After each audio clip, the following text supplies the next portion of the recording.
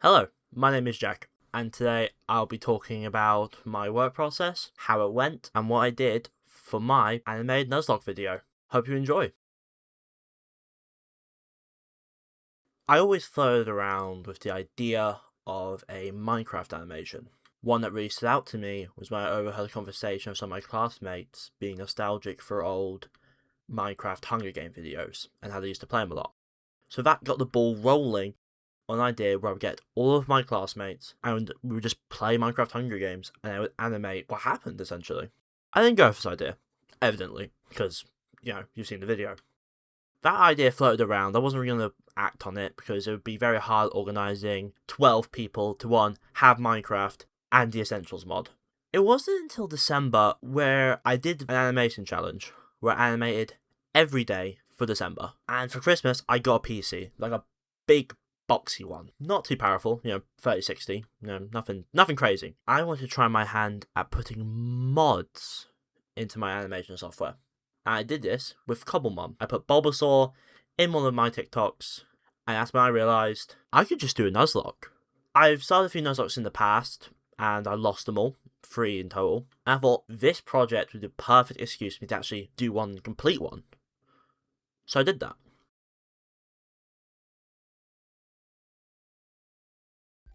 I watched plenty of Nuzlocke videos. Ones by J Animations, AlphaRad, and that one by the Odd Ones Out.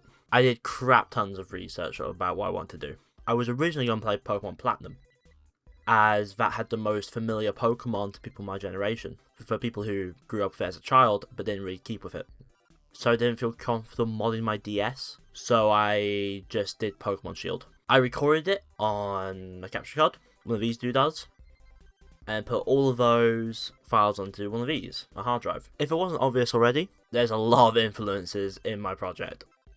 From things like Invincible, Dragon Ball, and more anime as a whole. I basically took everything that I liked and poured it into this project. Where it fit, obviously, I didn't want to shoehorn stuff in. I watched several videos about how Dragon Ball does fight scenes, Invincible's choreography, so many little things that I could just add to it to make it better. I am a really massive fan of a YouTuber called Dead Sound, also known as David Armsby. He makes these absolutely stunning 3D cell-shaded type videos about dinosaurs, and it's just amazing. I think his videos are great, so I'm a really big fan. So I spent £5, bought his Patreon, where I got all of his sketchbooks and production bibles, I would like to call them.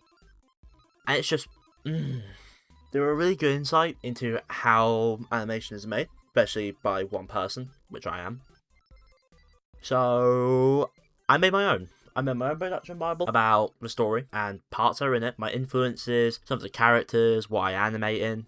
And it was a real big help because it wasn't me looking at a screen all the time, it was me putting something on physical that I could show off.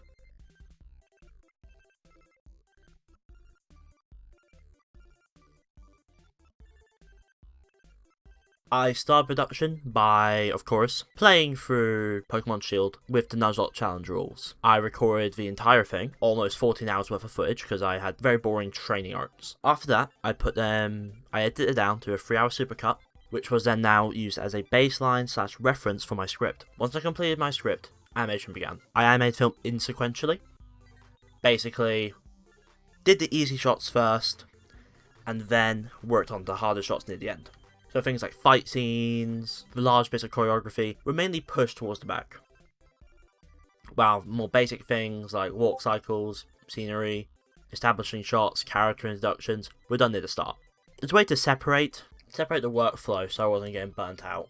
James Lee actually has a great video if you want to check it out about how to think creatively, how to break down a project into easy digestible parts instead of just one huge thing you've got to complete, which really did help me in the workflow of this video. Production first started with page 1. I first started by importing a world that looked like the Kanto region from Pokemon, and I used that as a set. I also ripped the Pokemon models from the Cobblemon mod, put them in Blockbench, then through an add-on exported them into my animated models, which means they would be able to be animated with. And I started animating. I used my recorded lines of my script as like a guideline to what happens in each scene, and the timed animation with the actual voiceover. The coolest part about production was the fights. I absolutely loved animating the fights, especially the end one. I think that one is truly my best fight scene ever. Which is, as to be expected, it's the big spectacle, Everyone wants to watch it. You want everyone to look at it and amazed by it, by your skill. I think fight scenes for animators is the best way for them to show off their skills.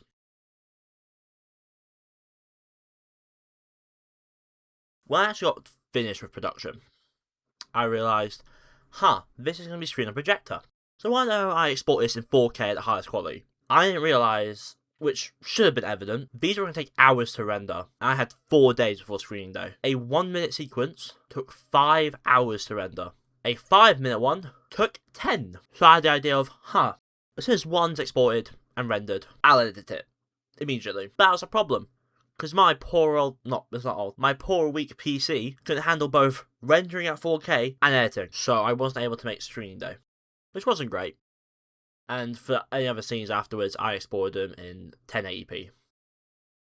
Just because it was easier on the PC and I still edit and render at the same time. We're starting to put the skin on the project. Since I already had a Premiere Pro sequence set up, I just dragged and dropped much of the scenes in. Some mistakes in the edit were some of the effects I added near the end of post-production didn't have the mosaic effect, so they didn't look pixelated and like they fit in the Minecraft art style. Which I think is very distracting, especially when the final, KO is a thunderbolt, and it's just very clear and very angular. Through the slowness of Premiere Pro due to the rendering, and all around, I don't enjoy rendering. It's honestly not the worst part of any one of my projects I have to do. I prefer the doing rather than the editing. But I do think everything comes together in the edit, so it's a necessary part. I use a lot of different songs in the editing process. While editing, I do in fact like to listen and watch the stuff. So while editing, I watched The Thing, a lot of Minecraft videos, and a lot of music, which also influenced a lot of the editing choices in the end. A lot with the song choices mainly. A lot of the song choices were made because I was listening to a song like, that'll go in. There's particularly one that you might know. I also added some cool Easter eggs in the edit, such as my 2 electric dragons having Ghidorah sound effects, Monsterverse and Showa respectively, and then Charizard at the end using Monsterverse Godzilla sound effects.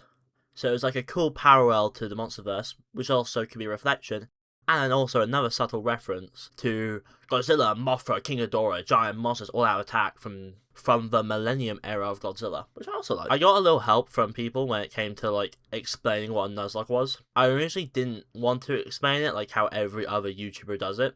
I originally went with the history of nuzlocke, how it started with a comic. But then my tutor was like, I don't understand what this is. You will need to actually explain it a bit more better. And so I did. I slowed it down a bit, added what a nuzlocke was, and the rules, and then I just did that. When you're a solo person working on one of these projects, you're alone, you do literally everything, it's great to have someone to talk to while doing it. It is night and day difference. Remember my mate Cameron was also working on his project at the same hour as I was, on the 12-hour workday, so we would often be in calls together, and he would ask me for help with his, and I would ask him for help with mine. It was very good to have someone to bounce thoughts off of. Oh, hi. SoundCloud, okay. That makes sense. That does make sense. We're off to something. 02, we're definitely onto something.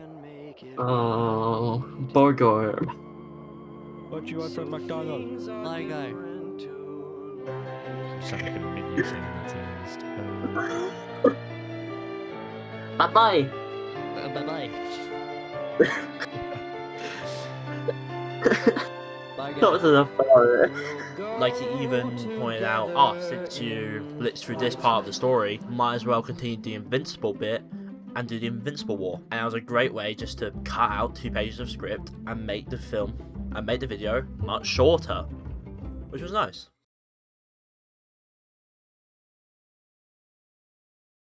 Final thoughts. I love this video. Has it got mistakes? Yes, of course it does. Is it the greatest thing I made? I would say yes. It's the longest video I've ever made. It was on something I was probably never going to do without the excuse of doing it for a college project. My college final project. So yeah, I think it's great. Not to get too personal, but when I do these videos, these big ones, or college projects, sometimes I get really depressed doing them. Really depressed. Severe depression. I didn't get it on this project. I loved it. I poured everything into it, and it wasn't too overbearing. I wasn't trying to learn something new that was going to break my brain. And I actually had something powerful enough to actually make it happen. So, I think it's my greatest project. I have, like, no other notes. Woo! That's it. Thanks for watching, and always remember, use your manners. Good night.